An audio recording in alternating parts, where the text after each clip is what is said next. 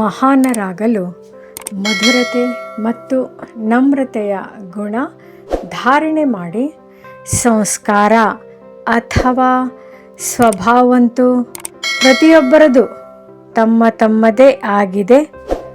ಆದರೆ ಸ್ವರ್ಗದ ಸ್ನೇಹಿ ಮತ್ತು ಸರ್ವ ಮಾತುಗಳಲ್ಲಿ, ಸಂಬಂಧಗಳಲ್ಲಿ ಸಫಲ, ಮನಸ್ಸಾದಲ್ಲಿ ವಿಜಯಿ ಮತ್ತು ವಾಣಿಯಲ್ಲಿ ಮಧುರತೆಯು ಸರಳ ಸ್ವಭಾವವಿದ್ದಾಗ ಬರುವುದು.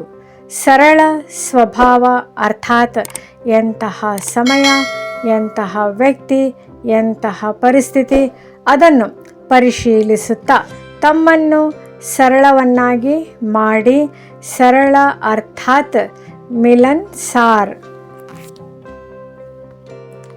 ಮೋಲ್ಡ್ ಮಾಡಿಕೊಳ್ಳುವವರು. ಸರಳವೆಂದರೆ ಹುಡುಗಾಟಿಕೆ ಅಲ್ಲ. ಈ ವಿಡಿಯೋ ತಮಗೆ ಇಷ್ಟವಾದಲ್ಲಿ ಹೆಚ್ಚಿನ ವಿಡಿಯೋಗಳ ಮಾಹಿತಿಗಾಗಿ ನಮ್ಮ ಚಾನಲ್ಗೆ ಸಬ್ಸ್ಕ್ರೈಬ್ ಮಾಡಿರಿ. ತಮಗೆ ವಿಡಿಯೋ ನೋಟಿಫಿಕೇಷನ್ ಸಿಗ್ತಾ ಇರುವುದು. ಧನ್ಯವಾದಗಳು.